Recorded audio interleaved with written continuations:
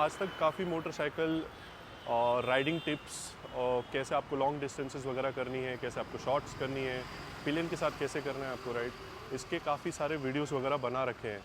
तो आज क्योंकि बारिश का मौसम हो रखा है, काफ़ी बादल भी छाए हुए हैं, बॉम्बे जैसे एरियाज़ में काफ़ी बारिश भी हो रही है, तो आज हम 5 ऐसी टिप्स को शेयर करेंगे जो आपकी लाइफ को काफ़ी ईजी कर लेगी बारिश में, वेट एरियाज़ में मोटरसाइकिल को चलाना। तो अभी तो हम रोड पे खड़े हैं, बारिश चालू हो चुकी है, तो अंदर चलते हैं और वहाँ पे डिटेल में आगे की बात करते हैं। इस वीडियो का जो मेन मुद्दा है, उपलक्ष्य है, जिसके लिए हम ये बना रहे हैं, आप लोगों को तो पता चल ही गया होगा, जिसके बारे में हम बात कर रहे थे। जी हाँ, बारिश में, वेट कंडीशंस में आप लोगों को आपकी मोटरसाइकिल कैसे चलानी है, किन 5 इंपॉर्टेंट चीज़ों का ध्यान रखना है, उसके बारे में आज हम डिस्कस करने वाले हैं। उससे पहले कि मैं ये वीडियो चालू करूं, पहले तो मेरे को यही बात बताओ कि आप में से कितने लोगों ने हमारी नेपाल सीरीज को, सारे वीडियोस को देखा है। अगर नहीं देखा है तो ज़रूर देखिएगा और बताइएगा कैसी लगी है, उसमें कुछ डिफरेंट करा हुआ है। तो हम जो टेस्ट करते हैं, हम जो एक्सपीरियंस करते हैं, वही आप लोगों के समक्ष लेकर आते हैं।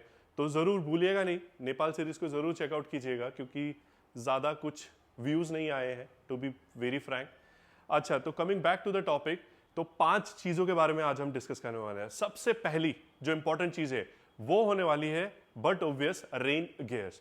रेन गियर्स में कैसा और क्या क्या आता है? रेन गियर्स में आपके पास राइडिंग जो जैकेट होते हैं, आजकल जो आप खरीदते हैं राइडिंग जैकेट और पैंट्स, आजकल उनके साथ काफ़ी ब्रांड्स जो हैं, सोलिस जैसे, वो स्टैंड अलोन आपको रेन जैकेट्स भी प्रोवाइड करते हैं। ठीक है, तो आपको इन कंडीशंस में आपका रेन जैकेट भी कैरी करना है, जो आपके मेन जैकेट के ऊपर आएगा, राइडिंग जैकेट के ऊपर आएगा। साथ ही साथ जो पैंट्स आती हैं उसके साथ भी आपको पहनना है। ठीक है, तो ऐसा नहीं है कि बारिश है तो आप राइडिंग गियर्स नहीं पहन रहे, सिर्फ रेन गियर्स पहन रहे हैं, बिल्कुल नहीं। आपको उन दोनों के कॉम्बिनेशन में उसको यूज करना है। उसी के साथ आपके पास अगर बजट है तो आप वाटरप्रूफ जूते ले सकते हैं, जैसे सबसे बजट और इकोनॉमिकल ओराजो आजकल प्रोवाइड करता है 5499 में।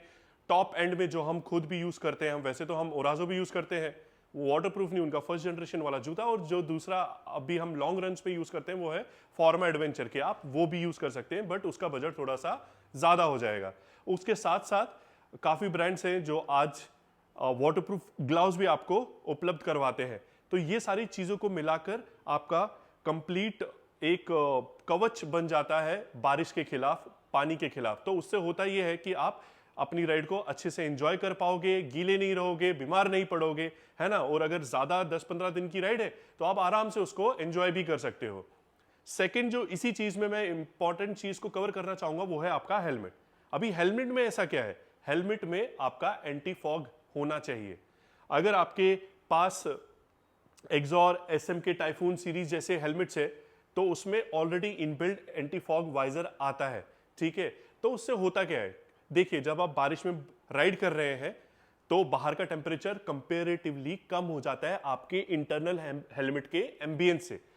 होता यह है कि क्योंकि अंदर थोड़ा सा गर्म होता है, बाहर ठंडा होता है, तो जब हम सांस छोड़ते हैं वो हमारे वाइजर पे टच होती है और वो फॉग फॉग धुंधला धुंधला हो जाता है उसके ऊपर। आशा करता हूं कि आप लोग रिलेट कर पा रहे होगे, थोड़ा सा विजुलाइज करो, समझ में आ जाएगा कि मैं क्या कह रहा हूं। तो एंटी फॉग का काम क्या होता है कि वो एक वाइजर है, उसके अंदर से एक फिल्म लगी होती है जो अंदर के टेम्परेचर को अंदर रखती है, बाहर के टेम्परेचर को बाहर रखती है।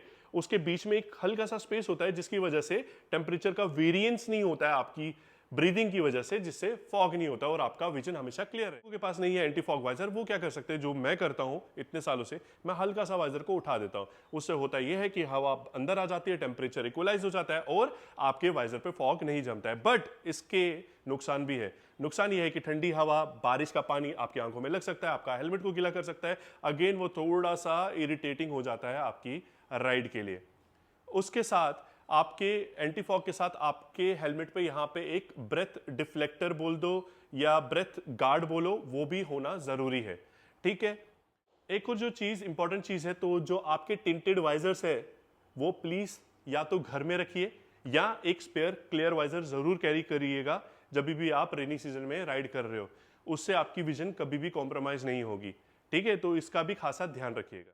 इन सब गियर्स को जब आप कंपाइल करोगे, आपके वाटरप्रूफ ग्लव्स को, आपके रेन जैकेट को, पैंट को, बूट को, हेलमेट, एंटी फॉग वाइजर को, ये सब के साथ साथ आपको ये भी मेक श्योर करना है कि आप इतना भी अपने आप को वाटरप्रूफ ना कर दो कि आप अपनी गर्दन भी हिला नहीं पा रहे हो उन सिचुएशंस में जब आपको आपके लेफ्ट में देखना है या राइट पे देखना है। फुल्ली इतना वाटरप्रूफ पैक नहीं करना है आपको कि आपकी मूवमेंट को कॉम्प्रोमाइज कर दे, आपके विजन को कॉम्प्रोमाइज कर दे।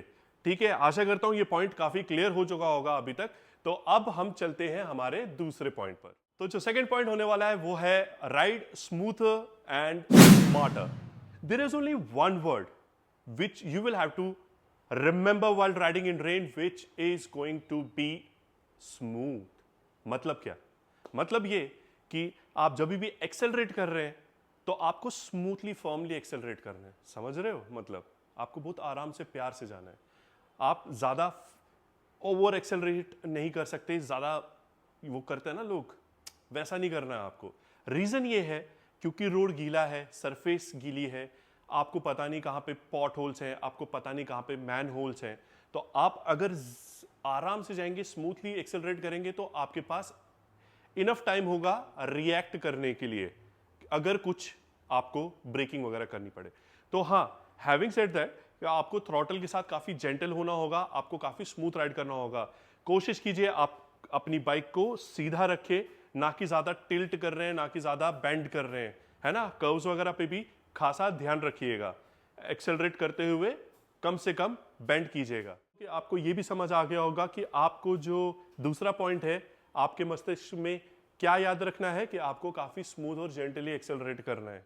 ब्रेक पे भी आपको ज्यादा हार्ड नहीं जाना है, जेंटल रहना है, तो उसके साथ आपकी राइड भी काफी स्मूथ रहेगी, कंट्रोल में रहेगी, कोई अनफॉर्चुनेट इवेंट नहीं होगा। थर्ड पॉइंट होने वाला है अब, वो होने वाला है इंटरसेक्शन। देखो, इंटरसेक्शंस नॉर्मल राइडिंग कंडीशंस में भी बहुत खासा इंपॉर्टेंट रोल प्ले करते हैं।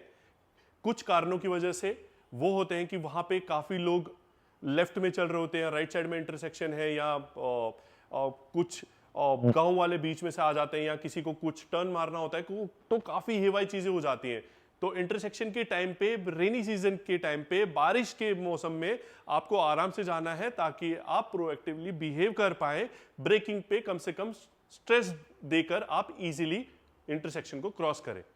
सेकेंड इंपॉर्टेंट चीज जो है इंटरसेक्शन में कि काफी सारे लोग वहां पे वेट करते हैं, गाड़ियां खड़ी रहती हैं, ट्रक्स खड़े रहते हैं, तो उनकी वजह से क्या हो जाता है, जो ये बड़ी बड़ी ट्रक्स और हैवी व्हीकल्स रहते हैं उनका ऑयल स्पिल होता है ना। कभी कभी अगर ऑयल स्पिल हुआ तो वो खतरा भी काफी मंडराता है वहां पे। राउंड अबाउट्स जो होते हैं सिटीज में, इंटरसेक्शन जो होते हैं हाईवेज में या सिटीज में, इन जगहों पे आप ध्यान रखिए, ठीक है, तो आपकी राइड काफी अच्छे से इजीली हो जाएगी। तो ये था हमारा तीसरा पॉइंट, जो है कि इंटरसेक्शंस पे अपना ध्यान रखें। तो जो हमारा चौथा पॉइंट होने वाला है वो होने वाला है कि सरप्राइजेस के लिए हमेशा तैयार रहिए।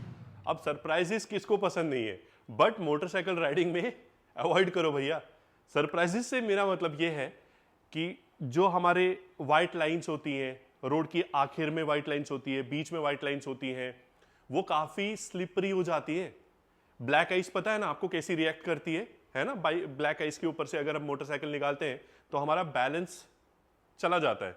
तो सेम वे में कभी कभार ऐसी सिचुएशंस भी अराइज हो सकती है कि व्हाइट लाइंस के ऊपर से जब आप चला रहे हो तो आपका टायर ट्रैक्शन छोड़ सकता है। तो उसके लिए खासा ध्यान रखिए।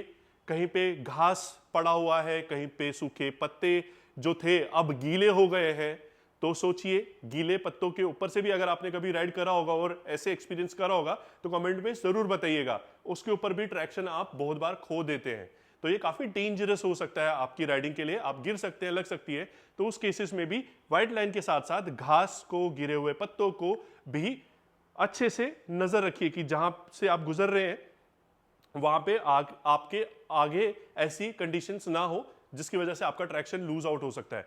हाँ, एक इंपॉर्टेंट टिप, प्रो टिप भी बोल सकते हैं, अगर ऐसी सिचुएशन हुई कि आपको जाना ही है, मतलब पत्तों का ढेर पड़ा हुआ है, घास का ढेर पड़ा है, आपको जाना ही है, आप कुछ नहीं कर सकते, तो उस केस में याद रखिए एब्रप्ट ब्रेकिंग मत कीजिए, ओवर एक्सेलरेशन मत कीजिए, just go with the flow. ठीक है, धीरे हो जाइए, कोशिश कीजिए इंजन को ब्रेक करने की, इंजन ब्रेकिंग को यूज कीजिए, बट उसके ऊपर ब्रेकिंग वगैरह और ओवर एक्सेलरेशन वगैरह को अवॉइड कीजिए, तो आप इजीली निकल पाओगे। और हैंडल को आपको हार्ड टाइट तरीके से नहीं पकड़ना है, बहुत जेंटली पकड़ना है, let it go easily over it. ठीक है, उसी के साथ साथ सरप्राइजेस के साथ साथ आप अगर सिटी वगैरह में राइड कर रहे हैं तो मैन होल्स का जरूरी खासा ध्यान रखिए। वो जो मैन होल्स होते हैं कभी कभी बारिश के पानी से ढक जाते हैं, ब्लॉक होते हैं, तो उनमें पानी इस कदर भरा होता है कि आपको पता ही नहीं चलता कि वहां पे खुला हुआ है इतना बड़ा खड्डा, है ना, या इतना बड़ा जो भी होल बोल दो, छेद बोल दो, समझ रहे हो ना छेद से मेरा मतलब। तो उसका भी आपको ध्यान रखना है, कहीं उसके अंदर बाइक में घुसा देना काफी खतरनाक हो सकता है आपके लिए। ये भी सिचुएशन भी आपने कई बार देखी होगी अमूमन आपकी राइडिंग, बारिश के राइडिंग के दरमियान की काफी जगह पे पानी रुका हुआ रहता है, तो आप जुप करके स्पीड में निकलने की कोशिश करते हो। टू व्हीलर्स के लिए खासा ये दिक्कत वाली बात हो सकती है। क्यों?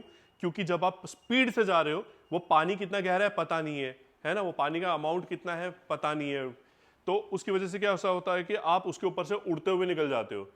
उस कंडीशन में आप अपना बैलेंस खासा लूज आउट कर सकते हो, और प्लस आपके भी कपड़े गंदे होंगे, और जो कोई साइड में अगर बेचारा चल रहा होगा उस पर पानी चला जाएगा, वो अलग से गालियां पड़ने वाली है आपको।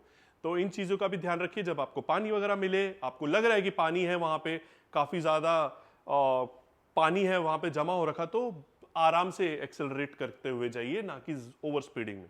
ठीक है, तो जो मैं बोल रहा हूं ना, विजुलाइज करने की कोशिश कीजिए। ठीक है, तो वो है कि फाइंड ए ड्राई लाइन। मतलब क्या इसका? इसका मतलब ये है कि जब हम हाईवेज पे क्रूज कर रहे होते हैं ना, तो अमूमन आप लोगों ने देखा होगा कि बारिश पड़ रही है ना, फिर भी उसके बीच में एक ड्राई लाइन होती है, सूखी हुई लकीर जैसी होती है ना। उसका मतलब क्या होता है कि काफी सारी गाड़ियां उस लाइन पे चल रही हैं, उनके टायर उस लाइन पे चल रहे हैं, तो उस गर्मी की वजह से, कंटिन्यूअस फ्रिक्शन की वजह से वो सूख जाती है, इवेपोरेट हो जाता है उसका पानी। तो आपको कोशिश करनी है कि आप उस लाइन पे अपनी टू व्हीलर को रखें। उससे होगा क्या? क्योंकि वो ड्राई एरिया है, वो पैच ड्राई है, वो लाइन ड्राई है, तो आपको ट्रैक्शन और मनूवरेबिलिटी काफी बेटर मिलेगी in compare to those people who are riding गीली एरिया में। समझ रहे हो ना? Try to visualise it. आपने देखा भी होगा कई बार, नहीं देखा है तो अभी नोटिस करना कि जब आप हाईवे पे रन कर रहे हो, जहां पे कंटिन्यूअसली हैवी व्हीकल्स का ट्रांसपोर्ट होता है ना, राइट हैंड साइड पे, मेजरली राइट हैंड साइड पे, तो वहां पे कैसा होता है कि एक ड्राई लाइन बन जाती है टायर की वजह से। तो आपको गाड़ी वहां पे रखनी है आपकी, ताकि आप इजीली चला पाओ बेटर ट्रैक्शन के साथ। ठीक है, आशा करता हूं कि ये पांचों पॉइंट आप जो हमने हमारे एक्सपीरियंस से सीखे हैं ओवर द पीरियड राइडिंग करते हुए, तो इन पांचों पॉइंट को आप प्रैक्टिस करोगे तो आपको लगेगा कि जो बारिश में चलाना मोटरसाइकिल है ना, उसका अलग ही मजा है, वो अलग ही सेटिस्फेक्शन प्रोवाइड करता है।